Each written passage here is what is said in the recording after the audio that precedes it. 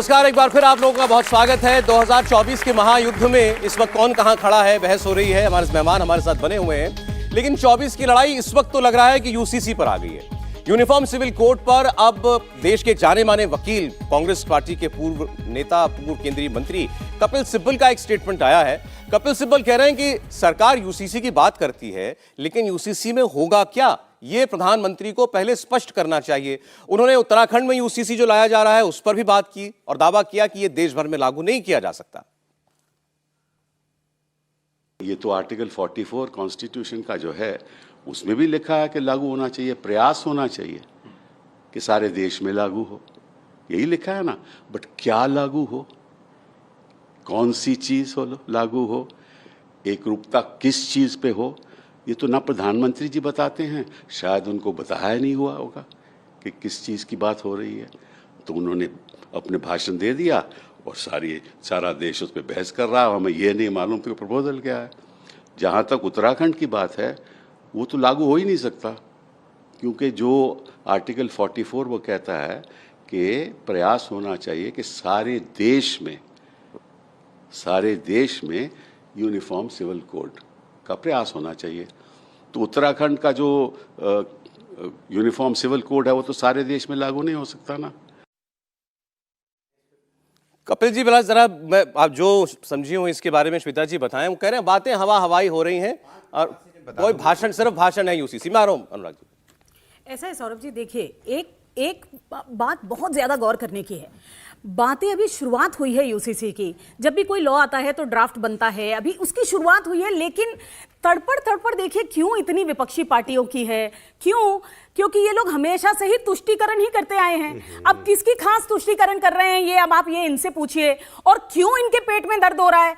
Uniform civil code तो होना चाहिए ना, हर पार्टी मानती है। अब चाहे हमारे मित्र कुलदीप जी ने कहा हो ना कहा हो, लेकिन आम आदमी पार्टी ने तो कहा है कि हमारा समर्थन है। अभी आपने सिब्बल जी को सुना कि बहुत सालों से ये बात चर्चा में चल रही है कि भाई यूनिफॉर्म सिविल कोड होना ही चाहिए। अब जब ये बात तय है कि यूनिफॉर्म सिविल कोड होना ही चाहिए, तो जब भारतीय जनता पार्टी ये बात कहती है या मोदी सरकार ये बात कहती है कि अब हम बैठ के इसका ड्राफ्ट करेंगे, तो क्यों पेट में दर्द हो रहा है ये पूछिए। पेट में दर्द अभी से ही शुरुआत है ये पूछिए। पता नहीं है, एक सेकंड बोल लूं। कौन लोग हैं जो इसके रिसीविंग एंड में रहेंगे और इसीलिए इनके पेट में दर्द अभी से ही शुरू हो गया है आपके आरोप पर। अब देखिए, एक होता है ना, जैसे यहाँ दर्शक बैठे हो जानते होंगे, दो लोग गए, बोले क्या ये खेत हम लोग खरीदेंगे, दोनों दोस्त मिलके बोले हाँ खरीदोगे, फिर क्या लगाओगे इसमें सरसों लगाएंगे, फिर सरसों बेचेंगे, फिर क्या करेंगे, फिर बेच के गाड़ी खरीदेंगे। तो गाड़ी कौन चलाएगा, तो बोले संडे को हम ले जाएंगे, नहीं संडे को हम ले जाएंगे, संडे को हम ले, उसमें लट्ठम हो गई, खेत खरीदा नहीं है। भाई यूसीसी है नहीं कहीं, यूसीसी बनाई नहीं कहीं, एक बॉल उछाल दिए और सब चर्चा करते घूम रहे हैं। आप बताओ यूसीसी कहाँ है? एक बात का जवाब देना, एक बात का जवाब देना, एक बात का कानून बन गया था। पिताजी कुलदीप जी, एनआरसी हो गया था क्या जो देश में दंगा हुआ? मैं इनसे पूछ रहा हूँ, एक सेकंड, मैं इनसे पूछ रहा हूँ कि जैसे 370A है, 370A आर्टिकल कहता है कि आप कई जगह से नागालैंड, मेघालय, मणिपुर में जाके हम जमीन, अगर उत्तर प्रदेश के हैं तो वहां जाके जमीन नहीं खरीद सकते। तो क्या 371 आर्टिकल आप हटा रहे हैं, पहले ये बताइए। दूसरा, हमने गोवा का बताया कि एक हिंदू आदमी दूसरी शादी कर सकता है अगर उसकी पत्नी को बेटा पैदा नहीं होता है, तो क्या आप उसको हटा रहे हैं, ये बताइए। आप उत्तराखंड में जिस तरह से आपने कहा है कि अगर हस्बैंड वाइफ में तलाक हो जाता है तो बच्चा जो होगा वो दादा दादी के पास चला जाएगा। अरे मां के पास आता है, मां के, उसमें आप क्या करोगे ये बताइए। पहले आप ये बताइए कि हिंदू समाज में बहुत सी रीत रिवाज हैं, उसमें क्या करोगे आप? कोई फेरे लगा के शादी करता है, कोई अपने वहां पे जाता है मस्जिद में, हर तरह से अपनी सिस्टम है। आप बताइए आपने क्या ड्राफ्ट बनाया, आप जनता के सामने लाइए, फिर आप बात क्या है? आपने सिख समुदाय से बात की, आपने बौद्ध समुदाय से बात की, आपने जैन समुदाय से बात की, आपने पारसी समुदाय से बात की, आपने हिंदू समुदाय से बात की, आपने इस्लाम समुदाय से बात की, आपने किसी से बात नहीं की। UCC UCC UCC UCC UCC, अरे है क्या यूसीसी, बताइए तो सही। आप शरण जी बोल रहे हैं, आप भदौरिया साहब को पूछिए कि इन्होंने ही कहानी सुनाई कि अभी सरसों लगेगा कि नहीं लगेगा, और ये रविवार की झगड़ा मोल ले रहे हैं। अरे भाई यूसीसी आ गया, लागू हो गया,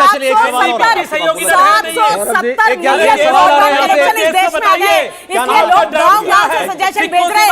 आप बताइए कि आपने कितने सजेशन दिए? आप पहले ये बताइए सजेशंस कितने दिए? मोहम्मद आफरीन जी का सवाल एक आप यहाँ आकर मीडिया चैनल पे ही बोलने वाले हैं। अगर आपको काम करना है, आपके लोग सांसद में नहीं आते। श्वेता जी, आपसे एक कमेंट और एक सवाल है आपसे हिंदू अनडिवाइडेड फैमिली एक्ट है, उसका क्या होगा उसके बारे में कुलदीप जी एक हाँ, मिनट हमारे बोलिए। के बारे में क्या होगा? केवल जरा ऑडियंस के माइक से बात आए, एक मिनट प्लीज। 2024 में हुकूमत किसी की भी आए, लेकिन मुल्क की एकता और अखंडता बरकरार रहनी चाहिए, पहली बात। दूसरी बात यह है कि हमारे मुल्क में मुख्तलिफ़ किस्म के मज़हब हैं और सभी का एहतराम और इकराम होना चाहिए, क्योंकि बाग उसी को कहा जाता है जिसमें मुख्तलिफ़ किस्म के फूल होते हैं। जिसमें एक तरह के फूल होते हैं उसको बाग नहीं कहा जाता। वो नहीं समझेंगे। इसी पर शायर कहता है कि वो नहीं समझेंगे, कहाँ समझा भाईजान, रहे हैं? आप अपना नाम बताएं। जरा शेर तो मेरा पूरा नाम कर ले। मोहम्मद आरफीन है जी। और जो मौजूदा हुकूमत है तो वो इसी तरह की है। इस वक्त के कहते हैं ना कि लगाकर आग शहर में ये बादशाह ने कहा कि उठा है दिल में आज तमाशे का शौक बहुत, झुकाकर सर सभी शाह परस्त बोल उठे। शाह परस्त जो बादशाह के मुहिब्बीन और मुआविनीन हैं, तो झुकाकर सभी शाह परस्त बोल उठे, हुजूर आपका शौक सलामत रहे शहर और बहुत। तो जगह जगह आग लग रही है, लेकिन जो हुकूमत के मुहिब्बीन हैं, मुआविनीन हैं, कह रहे नहीं सब ठीक चल रहा, सब ठीक चल रहा। तो ऐसे नहीं है। आपके मुताबिक कहाँ आग लग रही है और ये यूसीसी में आप कहने से आग लग जाएगी? नहीं, कैसे? यूसीसी भाई, यूसीसी का मतलब क्या है कि मतलब जो मजहब के जो कानून है, जो रीति रिवाज है, उनके अकॉर्डिंग चलना चाहिए इंसान को। अगर इंसानों का जो बनाया हुआ कानून है, अगर आप उसके अकॉर्डिंग चलेंगे तो उसमें तो फिर कमी और ज्यादती होती रहेगी। तो हम लोग सब इंसानों ने कानून बनाए हैं, हमारे क्रिमिनल कोड है, ऐसा सब है, इंसान मैं नहीं बनाए। उत्तर दे देती हूँ। चोरी तो करने पर उसमें क्या कमी और सजा होगी, ज्यादती हत्या होती करने पर रहती है क्या ना। सजा होगी, तो इंसान कहने का का मतलब कानून ये है। है कि जो मजहब के जो कानून है, तो ये आस्था का मुद्दा है, उनको उसी तरीके से चलने दिया जाए। इसमें क्या बुराई वाली तो बात? संविधान से चलता है ना देश, तो कॉन्स्टिट्यूशन से चलता है। नहीं, जो मजहबी अरकान है, जैसे तलाक है और निकाह है, ये जो कानून है ये उनके हिसाब से चला जाए। निकाह तो पर- इसका निकाह मतलब पर कैसे रोक लग तीन जाएगी? तलाक के निकाह समर्थन पर नहीं कैसे कर रहे रोक हैं लग आप? जाएगी? तीन तलाक का समर्थन नहीं कर रहे हैं? तीन तलाक का समर्थन कर रहे हैं आप? मतलब वो कानून हटाया गया, वो गलत है? जी यहाँ बिल्कुल पे गलत है। महिलाएं बैठी है, मैं महिलाओं की तरफ से बोल रही हूँ। कानून को हटाया आपको एक चीज बताना चाहती हूँ। सौरभ, आरफिन भाई, देखिए ऐसा है, आपने एक शेर कहा, मेरे भी एक शेर सुन लीजिए कि बर्बाद गुलिस्ता करने को एक ही उल्लू काफी था। यहाँ हर शाख पे उल्लू बैठे हैं। ऐसा है, ऐसा है। भाईजान सुनिए ना, भाईजान मैंने आपकी बात सुनी, आप मेरी बात तो सुनिए ना भाईजान। ऐसा है, आपने सुना नहीं कि मोदी साहब ने जब अमेरिका गए तो उनका भाषण में क्या था, और जब राहुल जी अमेरिका गए थे तो उनके भाषण में क्या था? आपने शायद सिर्फ राहुल जी की बात सुनी, क्योंकि मोदी जी ने वहां जाके कहा कि हम विभिन्न हैं लेकिन फिर भी हमारी आवाज एक है, हम अलग हैं लेकिन ये गुलिस्तां में हम उल्लू नहीं बैठने देंगे। ये गुलिस्तां उतना ही आबाद होगा जितना बाकी लोग चाहते हैं कि ये बर्बाद हो।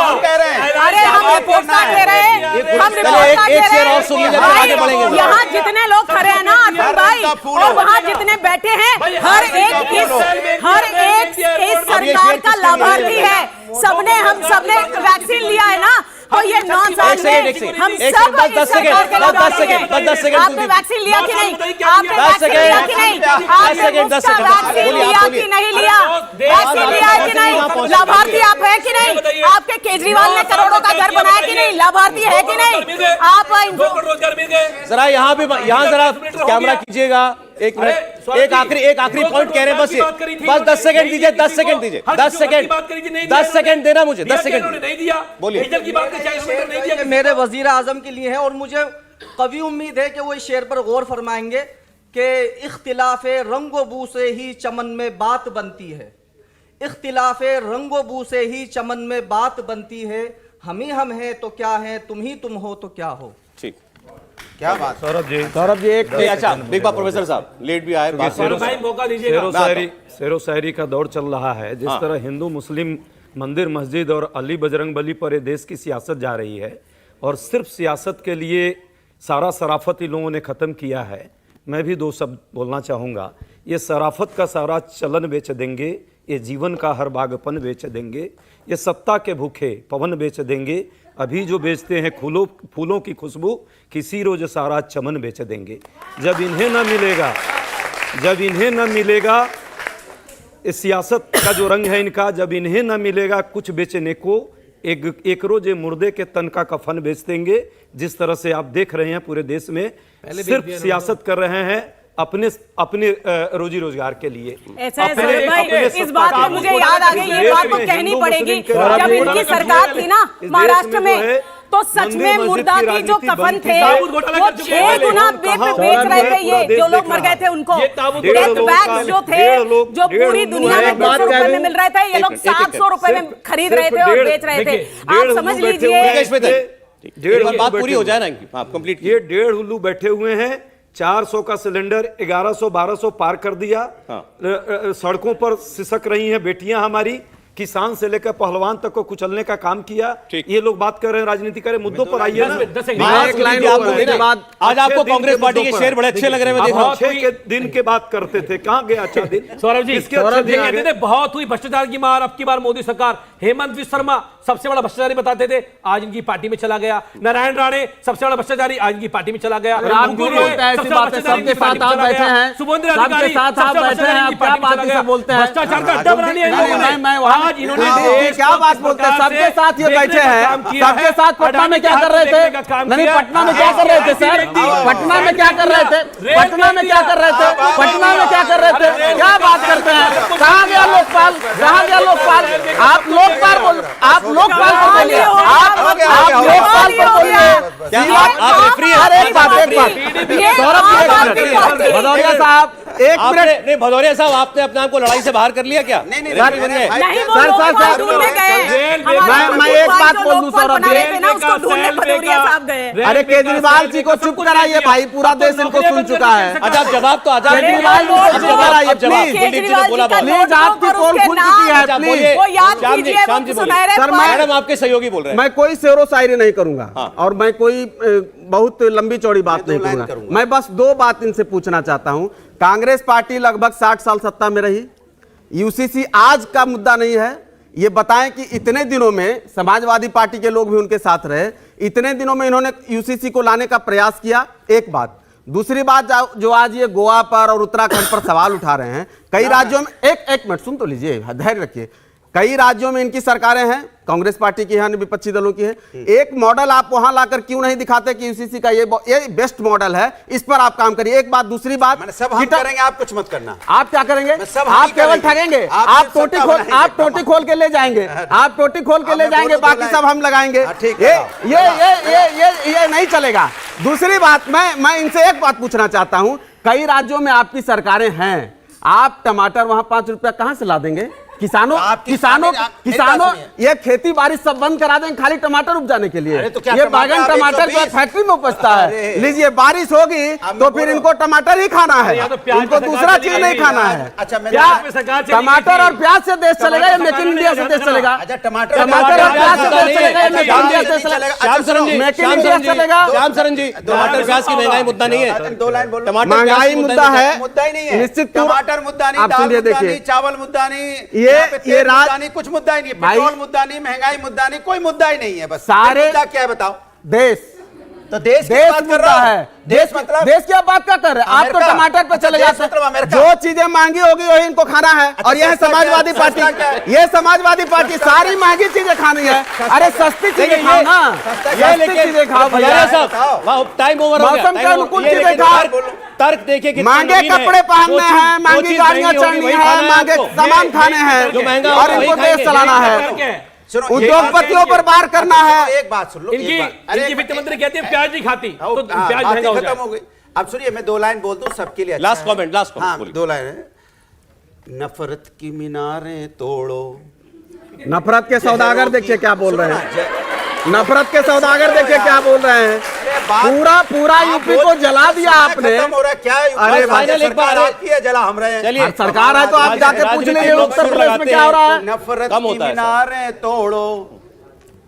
आप सुन रहे हो ना ठीक से? हाँ। नफरत की मीनारें तोड़ो। अब टोटी मत खोलो। अरे बात करने का मजाक नहीं चलता। देखो भाई, भ्रष्टाचार में पूरा क्या है यार, ये ठीक नहीं। चलिए बोलिए, बोलिए। इसके बात ही खत्म। आप लोग खाली गद्दी छोड़ो, देश ठीक हो जाएगा। हो गया डिबेट ओवर। ये अंत में 2 लाइन चलिए बोले, हाँ बोले, गुनगुनाने दीजिए। की मीनारें तोड़ो, झूठ की बातें छोड़ो, ये हम सच्चे जवाब मैं दूंगा। प्यार करने वाले हैं देशवासियों, आपस में प्रेम करो चलिए, ठीक। एक सेकंड, सौरभ के पास अंतिम लाइन, बहुत धन्यवाद। अंतिम लाइन।